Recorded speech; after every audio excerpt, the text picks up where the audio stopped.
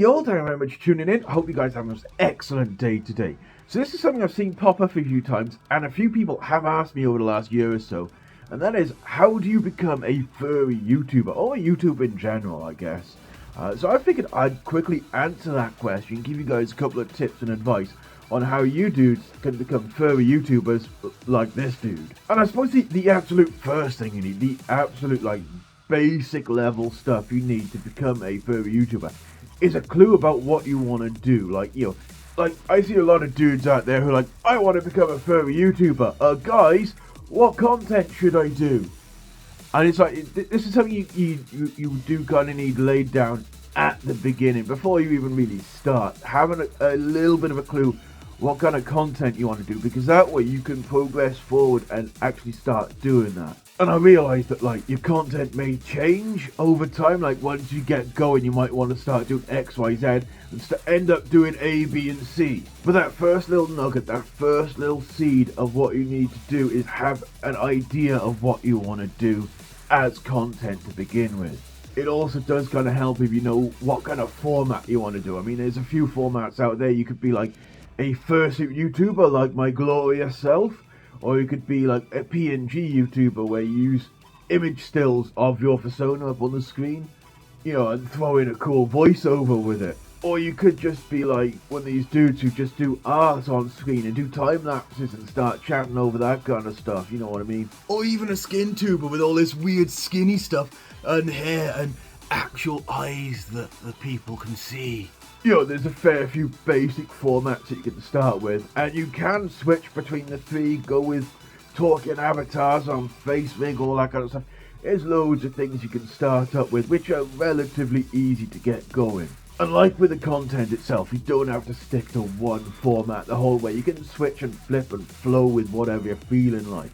But once you've got your content and your format figured out in your head, my biggest piece of advice, the top thing that I would say to any person who wants to become a furry YouTuber is just go for it. Don't wait until you're ready. Don't be like, oh, I don't have X, Y, Z, I don't have a lighting rig, or I don't have a fancy camera, or any of that bollocks. Just go for it right now. If you want to become a furry YouTuber and you know what you want to do, just start running right now, because you will never ever be ready. If you want to wait until you are ready to be a furry YouTuber, you will be waiting a long time, and I see it quite a lot. These furries who are like, I want to be a furry YouTuber, but I can't do it because I don't have a fancy camera.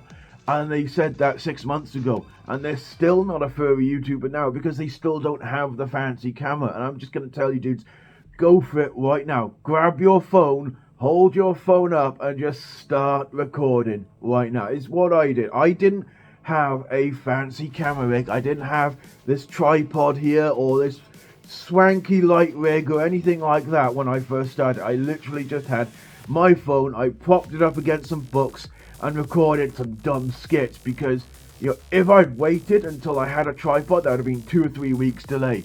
If I'd waited until I had a fancy camera, well, I still don't have a fancy camera.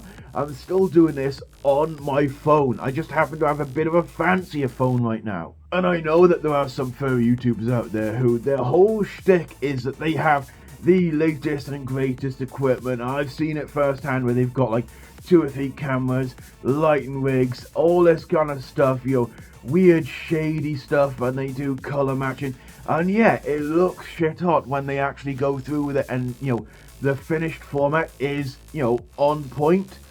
But the fact of the matter is, you don't need any of that stuff to get going. You just need a bit of attitude and a phone camera, and that's it. You can get all that stuff later, dudes. And the same thing goes for the post-recording kind of stuff, like when you're actually trying to edit the videos. Now, there are plenty of free systems that you can put on a computer like the one back here to edit the video yourself. All free, no worries. Takes a little bit of fiddling to get used to. When I first started, I did absolutely everything on my phone. There is a program, Adobe Premiere Rush, I think it's called. I can't quite remember.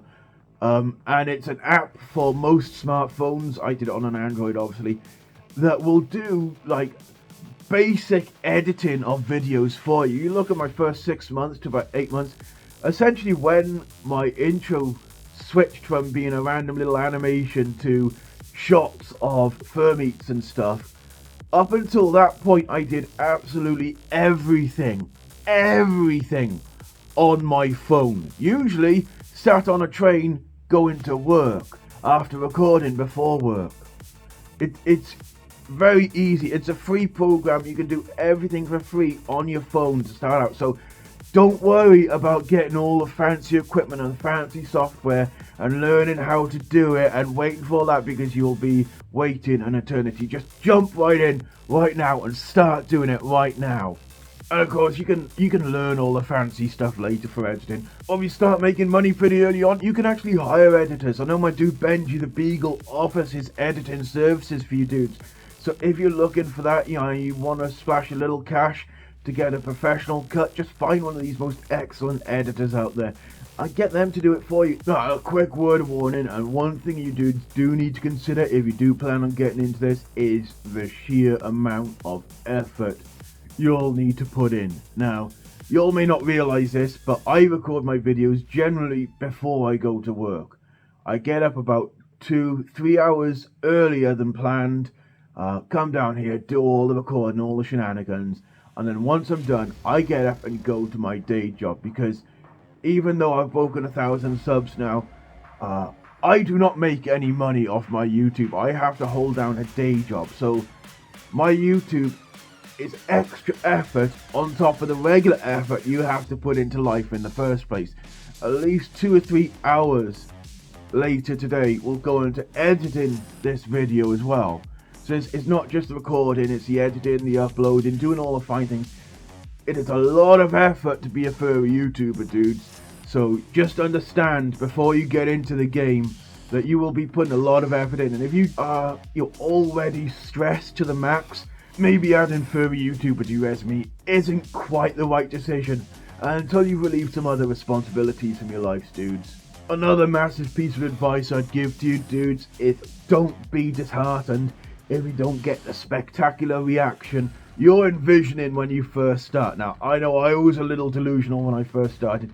I figured I'd, hit the internet running and be at 1,000 subs in a month. I'm like, whoa. And that didn't happen, obviously. It took me about 6 months to get my first 200 subs. And then it took about 2 weeks to get my latest 200 subs. It's, really weird and wild the way it kind of works. I mean, if you got some content that people haven't seen before and it's truly revolutionary, there's a good chance your YouTube channel is just going to go straight on up right from the get-go. But don't be disheartened if it takes a little while to grow, and you really got to put effort into it sometimes, because that's just the way YouTube is. The YouTube algorithm is a cruel mistress, and sometimes videos you think are going to do really well just completely tank, and videos you think ain't going to go anywhere are just like crazy high views. It really is wild how it works sometimes. But yeah, that is, don't be disheartened if your first few videos get like 5 or 10 views. It's all good, dude. It's all a learning process anyway. And my final bit of advice is don't get obsessed with numbers. Analytics are great to watch. When I've released a video, my face will be glued to the analytics, watching the views coming in. And yeah, it does give you a good feeling when your video gets a bunch of views.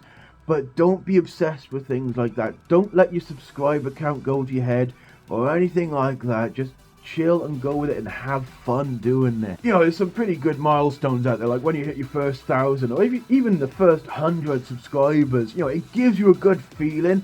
And yeah, do a little, reaction video to that. Or reward. I ate some crazy chili lollipops for 1,000 subscribers. But don't focus on that. I mean, I see some channels putting out like a video for every 100 subscriber milestone. It's like dude, I realize it makes you feel good, and you might think your subscribers want to see a video because you've hit 600 subscribers, but it's not. Chill. Don't worry about the numbers. And I know some furry YouTubers do let the numbers go to their head. They get like 10,000, 15,000 subscribers, and suddenly they're Mr. Big I Am, don't want to talk to anyone lower than them and all that kind of bullshit. Don't do that, dude. Just kind of have fun, go with the flow. And this brings me on to another point. I know I've seen some furry YouTubers really stressing because I used to do it myself. If I missed my schedule, I used to get really bent out of shape because it's like, oh dude, no, my analytics are gonna go to shit now. The algorithm's gonna drop me. Don't worry about it, my dudes. It's all groovy when you're a small YouTube channel. It doesn't matter. Just if you've missed your video of the week, just go with it, man.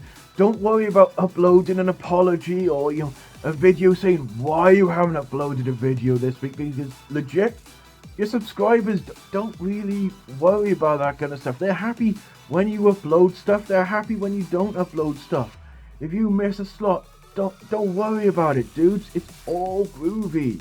And my final point about becoming a furry YouTuber is a very important one, and that is that there is a furry YouTube Illuminati out there.